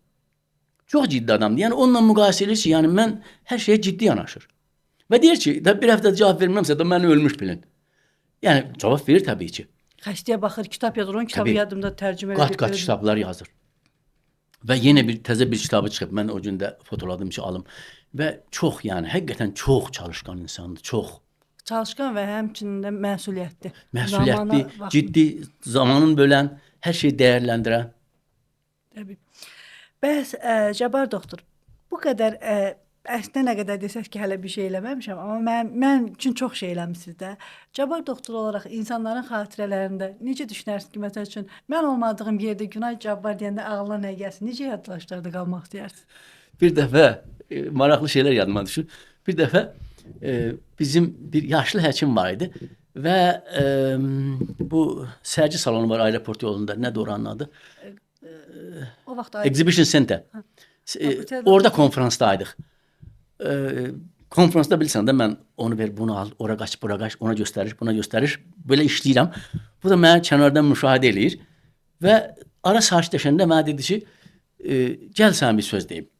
Mən asta-asta çıxartdı, apardı. Binadan tamam kölə. Apardı kölə, deyir ki, Cabbar, mən baxıram, sən çox belə can yandırırsan da, bunlara çox belə əmək verirsən filan. Sən elə bilirsən, bunlar sən heykəli qoyacaq. Mən də dedim ki, siz elə bilirsiniz ki, mən bunlardan heykəl gözləyirəm. Bu insanlar kimdir ki, mənə heykəl qoysun? Və niyə qoysun? Və mən dedim ki, mən o qədər ağılsızmıyam ki, yəni durub bu həkimlərdən heykəl mi gözləyirəm? Onu da deyir, niyə eləyirsən? Dedim, bu başqa bir histir. Onu açıqlayamayacağım. Yox, istəyirəm açıqlayasın. Mənim özümə də var. Təbii, yəni o başqa bir histir və onu niyə açıqlamadım ona? O cür düşünən adam ki, sən bunları eləmə, bunlar sənə heykəl qoymayacaq, o adama onu açıqlamaq çətindir. O adama onu izah eləmək çətindir ki, mən bunu niyə eləyirəm? O aldığınız, o təmənnasız elədiyi şeylərdən aldığınız zövqü adam başa düşməyəcək. Çox razıyam. Son zamanlarda bununla bağlı bir neçə dəfə кейslə üzləşirəm. Həkimlə söhbət edirəm. Sanki onun düşüncəsində mənim danışdıqlarım və elədiyim arxasında bir nəsə var. Amma mən şəffafam, bilirəm ki, heç nə yoxdur, bunu niyə elədiyimi. Və baxıram ki, o insan məni anlamır. Orada nəsə axtarır. Bu yaxınlarda Naxçıvanlı bir həkim Cəhrili. Bodrumda bir yerdəydik. Adam ilk dəfədir mənə səfərdədir. Deyir ki, səfərin axırında bir söz dedi. Deyir Günay xanım, bir həftədir sizi izləyirəm. Bir həftədir izləyirəm. Kəşf eləyim ki, arxasında nə dayanır bunun. Dedi ki, bir həftədir sizi izləyirəm və bu gün qənaətə gəldim. Deyirəm, nə doktor, nə izləyirdiniz, nə axtardınız? Deyir, yəni ki, bir insan ola bilərmi ki, hamı ilə təmənnası bu qədər yaxşı münasibətdə ola? Mən deyirəm ki, münasibətin belə qarşı tərəfi yoxdur da məndə ki, bu adama nə ilənsə bir istinadən yaxınlaşa bilərəm. Ona görə bəzi şeylər var ki, bəzi münasibətlər, bəzi olunan şeylərdə elə biləm ki, orada mən sizdən qaynaqlanan şeylər idi ki, hər şeydə də təmənna gözləmək lazım deyil və aldığın zövq onu bəs eləyir. Və Cabbar doktor yaddaşlarda qalmaq istəyir dərkən necə qalmaq istəyir? Bu təmənnasız məsələsində bir şey danışım mı? Reyonun adını demeyeyim və adamların adını demeyeyim. Bir gün yenə ciddi bir bilirsən, yəni biz Azərbaycanın bütün bölgələrində seminarlar, konferanslar, kurslar eləmişik ki, həkimlər bir addım irəli çıxsın. Bir gün yenə mühüm bir bölgədə bölgə konferansı eləyirdik. Amma illər əvvəldir, 15 il əvvəl, bəlkə daha çox. Hələ onda insanlar bu implantologiyanı filan çox da tanımırdı. Teymur doktorla mən bir həftə konferansdan deməli, ortodont. Onda biz dişliydi. O yüzden deyirəm 15 il filan olar. Və bir də kimsə inanmırdı ki, sən səmimi olaraq gedəsən buradan məsələn deyək Ağdama mı, Gəncəyə mi, Naxçıvana mı və s. Buradan könüllü durasan, işi bir gücü atasan, könüllü, pulsuz, parasız, minnətsiz gedəsən, orada o həkimlərlə bölüşəsən, paylaşasan və s. Buna cəmaət inanmırdı ki, belə bir şey olar mı? Və o yüzden bizi yaxşı qəbulləmirdilər. Pasiyentlərimizin təbii vasitəsilə, bizi tanıyan insanlar vasitəsilə bunlara təsir edirdik. Nazirlər Kabinetinin bir işçisi var idi. Mən xahiş elədim ki, bəs biz gedəcəyik filan yerə. O bizi tanımır da orada rəhbərlik. Onlara deyin də, yəni biz kimik və nə üçün gəlirik. Bu da dedi. Bu dedi, onun hesabına bizi qəbul elədilər. Və biz işin yaxşı olması üçün bir həftə, konferansdan bir həftə əvvəl getdik həmin bölgəyə. Şəhər adı demirəm, rayon adı demirəm. Və dedilər, başçı bir şeydədir, şəhərdə təmir edir. Orada gələcək. Bizi mavin qəbul elədi. Mavin qəbul elədi. Biz başladıq ki, biz Azərbaycan İmplantoloq İctimai Birliyi gəlmişik, həkimlərlə görüşək, paylaşaq, yeniliklər filanlar. Dedi, burada sizin nə marağınız var? Dedik, vallahi bir marağımız yoxdur, filan belə. İzah elədik, yenə bu cəmiyyətdir, bizim belə bir cəmiyyətin işi budur, filandır. Yox, dedi, siz axı bura niyə gəlirsiniz? Bu eyni sualı, yəni nə marağınız var sualını 3-4 dəfə təkrarladı. Bu arada axır mən dedim ki, bax, dedim artıq mən yəni birbaşa izaha keçim də. Dedim, baxın, inciməyin mənə, amma sizə bir söz deyim. Bax, sizə bir xahişimiz yoxdur. Pul istəmirik, mal istəmirik, kimsəni xahiş eləməyəcək, vəzifə istəməyəcək, heç nə yoxdur. Sadəcə tam təmənnasız, minnətsiz bura gələcəyik, zal arenda eləyəcəyik, pulunu özümüz verəcəyik, kafe break eləyəcəyik, pulunu özümüz verəcəyik. Sadəcə siz həm deyin, həkimlər yığacaq başımıza, yeniliklər paylaşacaq. Bu sözdən sonra bu baxdı, belə əyildi stolunun altından bir dənə kitab çıxartdı. Dedi, bu Qurandır. Mən Quran oxuyuram. Sən demə deyir, dünyada haqq ədalət hələ tamam bitməmişmiş. Bizə baxır, bunu deyir. Dedim, siz niyə belə düşünürsünüz? Ki, hər şey itib dünyada. Bu anda başçı gəldi. Başçı gəldi. Və dedilər, gəlin, siz gözləyir. Biz qalxdıq başçının yanına, eyni sual. Eyni etaplar, eyni mənim cümlə. Və burada biraz mən daha taktik tərpəndim. Biz bir başqa yerdə kurs eləmişdik və dövlət rəhbərliyində olan çox nüfuzlu bir adamın fotoları var idi bizdən. Mən dedim ki, bəs biraz orada taktik gedişiydi. Dedim ki, bəs bu kurslarımız bir neçə dəfə olub. Belə belə baxdı, gördü ki, çox ciddi bir dövlət rəhbərinin orada şəkilləri var bizdən filan. Dedi, əgər belə qarşılansınızsa, deməli, yaxşı bir şeydir. O andan sonra ağ günümüz başladı. Bizə maşın verdilər, bizə bilet aldılar, bizə hər şeyini təşkil edilər. Hətta gülməli bir şey olmuşdu orada. Baş stomatologu çağırdılar, ona tapşırdılar. Və mənə də dedi ki, izah edirəm ki, buna. Dedi, necə olacaq? Mən də buna indi coffee break izah eləmək istəyirəm. Deyirəm ki, siz burada her şeyi dedim biz eləyəcəyik. Mesela da indi seminarın 2 saat keçəndən sonra bir fasilə olacaq, çay fasilə olacaq. Hər şeyi biz özümüz eləyəcəyik, biz gətirəcəyik, biz qoyacağıq. Böyle baxdı, mənə dedi ki, siz indi Bakıdan bura çay gətirəcəksiniz. Mən də utanıram deyim də, yəni ödəmələri biz eləyəcəyik. Dedim, yox, dayı, biz çay gətirməyəcəyik. Siz təşkil edəcəksiniz, ödəmələrini biz eləyəcəyik. O dedi, bizə nə olub ki, siz ödəmə eləyəsiniz? Dedim, yaxşı, onda siz eləyin. Yəni bu qədər belə, hətta belə gülməli, bəzən məzəli, bəzən xoş təəssürat yaradan şeylərlə rastlaşırdıq. Amma zaman dəyişdi, çox şey dəyişdi. Rayon ölkələrdə Həkimlər də alışdı. Və həmin seminarda böyük bir mərkəz verdilər bizə. Seminar gedir. Yəni bölgə idi. Bütün bölgəni yığmışdılar. 1-2 saat gedəndən sonra səhiyyə şöbəsinin müdürü belə yanaşı oturmuşuq. Əldi mənim qulağıma. Dedi ki, 2 saat filandı konferans yeri. Dedi, onlar tibb bacılarını bıraxaq getsin. Mən də elə bilirəm ki, burada zalda oturan hamısı həkimdir. Dedim, bəs nə, onlar burada niyə saxlamısınız? Buraxdılar, yarısı qaldı. Təbii, bizim üçün say çox önəmli deyil, amma maraqlı olan orada həkim olsun və bir şey öyrənsin. Okey. Uzun danışdıq, hə? Əsas hissələrinə keçək indi sizin. Cabbar doktor bu qədər elmi fəaliyyətin yanında bilirəm ki, çox maraqlı aktivitelər var. Burada sizin belə doymadan velosiped sürməyiniz var, xizək sürməyiniz var, sizin at çapmağınız var, sizin dənizi bilirəm ki, görən kimi dənizə dalmağınız var. Bu qədər elmi fəaliyyətin yanında, bu qədər iş bölgüsünün yanında bir də aktiviteləriniz var. İstəyirəm ki, görüm hansı sizin daha çox maraqlıdır sizə. Amma bunu biraz cəld deməlisiniz ki, biz şuur altına baxaq ki, hansı daha doğrudur. At belində dağlardan enmək, yoxsa kvadrotsikllə palçığın içindən keçmək? At belində. Heç düşünmədən. Xizək sürərkən selfie çəkmək. Motor məndəndir o bu at belində olanda. Amma orada kvadrotsiklin motoru işləyir. Xizək sürərkən selfie çəkmək, yoxsa diş çəkərkən pasientlə selfie çəkmək? Nə etmək? Xizək sürərkən selfie çəkmək, yoxsa pasientlə selfie çəkmək? Selfie xizəkdə, pasientdə selfie deyil. Üzgüçülükdə yarışda çıxmaq, yoxsa xizək sürərkən diş məsləhəti vermək? Xizək sürərkən heç məsləhət vermək olmaz. O zaman adam dişsiz qalır.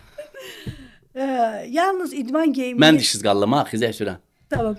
Yalnız idman geyimində işləməyə icazə verilsə, yoxsa yalnız kostyumda kvadrotsikl sürməli olsanız hansını seçərdiniz? İdman geyimində işləmək. Mən idman geyimində zaten işləyirəm. Bütün həyatınızı Xızıdakı evdə keçirmək, amma heç bir karies görməmək, yoxsa Ağşəhərdə yaşayıb hər gün 10 kariesli diş üzərində işləmək? Oy, mən dişsiz eləməyin. Seçməlisiniz. Seçdiniz. Tamam. Sizin üçün hansı daha streslidir? Kvadrotsikl palçığa düşmək, yoxsa pasiyentin bir dəqiqə işim var demək? Daha çox pasientlər bilirsiniz də, ayrı gəlir, doktor bir dəqiqə işim var. Onda sizə stres gəlir ki, bilirsiniz ki, bir dəqiqə deyil də bu da proses. Yox, stres gəlmir. Kvadrotsikl orada üstün verirəm. Tamam. At sürmək sizə rahat gəlir, yoxsa implant qoymaq? Oy, implant qoymaq. Bilirdim ki, bu cavabı verəsin. Yaxşı, velosipedlə yolla gedərkən birdən pasiyentinizin səsini eşitdiniz. Dayanıb salam verərdiniz, yoxsa sürüb qaçardınız? Kim? Pasiyentin? Yox, üştüyüb gedərdim. Tamam. Cabbar doktor, sonunda istəyirəm ki, bizə həmin şəkildə verəsiniz. İllərdir. Deməli, hər konferansdan sonra 3 gün çəkirdə bizə konferans açılış mərhələsi var. Ondan bir həftə əvvəl həkimlərin cəlb olunmağı falan. 2 gün konferans. Hər 3 konferansın 3-cü gün gələndə mən fiziksel olaraq gələm, ruhsal olaraq olmuram. Çox yorğun olam və səhər-səhər gibirsiniz ki, "Günay, sabah xeyir." Dedim ki, "Ay Allah, kaş bu enerjinin və bu həvəsin vidaminizi məndə olardı." Nədir Cabbar doktora belə enerji verən, motivasiya, amma enerji verən ha. Motivasiya olan şeyləri bildim, təmənnası zövq aldığınız şeylər. Amma bu enerji hardan gəlir? Məncə hər kəsdə var bu enerji. Hər kəsin daxilində doğrudan doğruya var ha. Yəqin onu da bilirsən. Getmişdim Kanadaya. 15 gün vəhşi təbiətdə yaşadım. Çadırda filan. Kimlə getmişdim? Həmin ingilis müəllimimlə. Bu ingilis müəllimi hər şeyi bilən, yəni o kamp sistemini incəliklərinə qədər bilən bir insandır. Mən ilk dəfə idi kampa girdim və Kanadaya. Səhv eləməsəm iyul ya avqust ayıydı, amma temperatur 6 dərəcə idi. Çox hündür meşə, yağış təzə yağıb, yer palçıq kimidir belə. Yaşdı, amma belə qum kimidir də, palçıq deyil belə. Bu qədər yaş suyun içindədir sanki. Elektrik yox. işıq yox, heç nə yox. Heç işıq belə telefonun işığını yandırmağa icazə vermirlər. Çünki vəhşi təbiətdəsən, insanların o Həyatını mudun təhdid- pozursan. Hə. Axşam oldu, çadırlarımızı qurduq. Bu mənə good night dedi, getdi yatdı. Mən baxdım ki 6 dərəcə isti, adam üşüyür və bir də palçıq kimi suyun üstünə yatacağım. Çadır qurulub yatacağım. Fikirləşdim ki, indi özümə fikirləşəm ki, burada ev yox. O istilik saxlayan kostyumum da var, belə bağlanır, görmüsünüz yəqin ki. O da var və fikirləşdim ki, düşündüm mən nəyim, mən burada yatamayacağım, bəlli üşüyəcəm. Fikirləşdim ki, ev yox, yatım. Yata bilməsəm, gedib maşında yataram. Amma sonra fikirləşdim ki, maşın da soyuq olur. Bir də maşında yatmağa heç icazə də vermirlər, ay gəlir filan. Dedim ev yox. O da olmasa maşını sürüb ev oteldə qalarım da, daha nəyim? Özüm öldürəsi deyiləm. Gəldim, xeyli paltar geyindim. Sonra da o istilik kostyumu geyindim, bağladım, girdim çadırıma, yatmaq istədim. 5 dəqiqə keçmiş gördüm ha, istilik məni boğur. Təzədən bu kostyumu çıxartdım, paltarların yarısını çıxartdım. Təzədən geyindim, yatdım. Gördüm, yox, yenə istilik məni boğur. Bir də durdum. Bu dəfə artıq evdə necə yatırıq? O formada geyindim və kostyumu bağladım. Yenə inanasız mənə isti idi. Və onda bircə şey kəşflədim. Fiziksel olaraq, doğrudan doğruya, fiziksel olaraq hər kəsin daxilində bir atom bombası qədər enerji var. Doğrudan doğruya var ha. Hər insanın içində bir atom bombası enerjisi var. Yetər ki o enerjini itirməyəsən. Yetər ki o enerjini qoruyasan və lazımi formada xərcləyəsən, istifadə eləyəsən. O yüzden o kanada mənə bir dərs oldu. Aynen belə üzləşdim. Yadıma gəl, onu deyəcəkdim ki, ay belə gəlmiş. Da, aynen belə üzləşdim. Dağlara gedirdim, tək gedirdim. Yazırdılar məsələn burada pələncin filan növü yaşayır filan. Ehtiyatlı olun, diqqətli olun. Mən diqqətli olub nə edəcəm?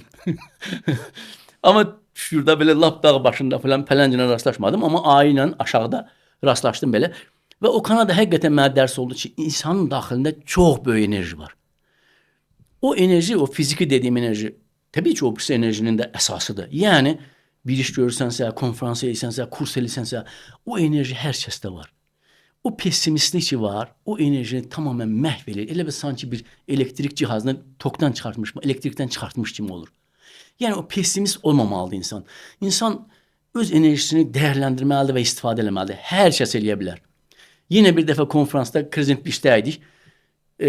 Qala yeməyi filan, konferans bitdi, axşam qonaqlar yemək yapardıq. Saat 11, 12, 1 hər kəs rahatdır, yeyir, içir. Mən də bunlarla beraber saat 2-də gəldik yatdıq oteldə. Mən də oradayım, qonaqlar da orada. Səhər tezdən saat 6-dan qonaqlar gedəcək, mən də bunları yola salacağım. Mən saat 5-də oyandım, dedim hələ vaxt var, gedim baseyndə üzüm. 2-də yatmışıq, mən 5-də durub üzürəm. Qonaqlar da durub, baseyn onda şeyin yaxınındaydı. Fikirləşirlər ki, Cabbarla görüşmək istəyir, amma oyadaq mı? Adam 2-də yatıb, yorğundur filan. Neyse, cihazla orada fikirləşirlər, bir də baxırlar baseyndə kim üzür. Bir də baxırlar mən baseyndə üzürəm. Bunlara çox qəribəcə. Biz bunun qapısını döymək istəmirik, amma bu baseyndə üzür. Mən deyiləsə yatmışdın, yoxsa elə axşamdan burada üzürsən. Neyse, yəni bu belədir yəni. Bir də insan təbii sevdiyi, ürəkdən elədiyi bir şey varsa ona enerji də tapar. Ama doğrudan doğruya konferans bitirdi. Bir gün sonra və arxancılıq gəlir, rahatlıq gəlir. Elədin, o işi yerinə yetirdin, məsuliyyətin, missiya bitdi, yerinə yetirdin. Çox dərin bir yorğunluq gəlir və bir rahatlıqla bir yerdə dincəlmək, istirahət. Onu belə yatmıram. Onu belə qismən aktiv formada. Toparlasam, Cabbar doktora enerji verən, o özünü tapıb, onu yaşadan bu həyatdakı missiyası var, amalları var. İnsan ona doğru getdikcə enerjisi bitmir. Sadəcə o missiya və amal tapmaq lazımdır ki, o enerji oyansın. Belə mi başa düşürəm? Doğru. Cabbar doktor, çox təşəkkür edirəm gəldiyiniz üçün. Siz mənim üçün çox dəyərlisiniz. İçimdə Cabbar doktorun adı gələndə bitməyən mənə bir borc var. Bilmirəm niyə belədir bu. Və güman edirəm ki, nə vaxtsa sizin elədiyiniz layihələrdə, bəlkə stomatologiyada atılan addımlarda o missiyanı yerinə yetirmək üçün, bəlkə o borcu ödəmək üçün elədiyim şeylərdə hardasa bir o şey yatır ki, məsələn, bu qədər bir şey öyrənmişəm və stomatologiyada bu qədər addımlar atılır. Günah olaraq sən nə eləmsən və nə eləyə bilərsən? Bunların hamısının qaynağında siz varsınız. Təşəkkür edirəm. Yaxşı ki sizi tanımışam. Yaxşı ki bugün gəldiniz. Komanda olaraq hamımız sizə minnətdarıq. Valla Çox sizin sağ ol. fanlarınızlar, izləyirlər sizi Instagramdan. Çox sağ olun bir daha. Çox sağ ol. Mən də minnətdarım. sənə minnətdaram. Və bu gün məni bəlkə də sevindirən tək bir şey oldusa, o oldu ki, sən dedin ki, zamanında bir şeylər öyrənmişəm, bir şeylər 100%. qazanmışam və zaman-zaman da yeri düşdükcə tətbiq edirəm. Təbii bu çox xoş bir şeydir. Boşuna getməyib. Bəlkə minlərlə var. Yəni bir şey verirsənsə və o istifadə olunursa, dəyərləndirilirsə, çox sevindirir. Çox minnətdaram. Tamaşaçılara da, bizim operatorlara da, sizlərə, hər kəsə minnətdaram. Çox sağ ol. Elə bilirəm ki, bu hələ başlanğıcdır. Mən başlanğıc. Mənim üçün hər şey bilirsən, bir başlanğıcdır. Bu hələ bir başlanğıcdır. Həm yeni tutduğunuz işdə, yeni başladığınız işdə həm uğurlar olsun deyirəm. Təşəkkür Həm də edirəm. elə bilirəm ki, əməkdaşlıq eləyəcəyik. İnşallah. Çünki sənin böyük təcrübəndən vaz keçmək olmaz, faydalanmaq lazımdır. Sevinərəm. Nəsə Təbii. bilsəm. Və həm də bu başladığınız işə stomatologiyada ciddi bir ehtiyac da var. Boşluq da var idi və ehtiyac da var idi. Elə bilirəm ki, o boşluğun böyük bir hissəsini doldurarsınız. Uğurlar olsun. Çox təşəkkür edirəm Cavad. Sağ ol, minnətdaram. Sağ olun.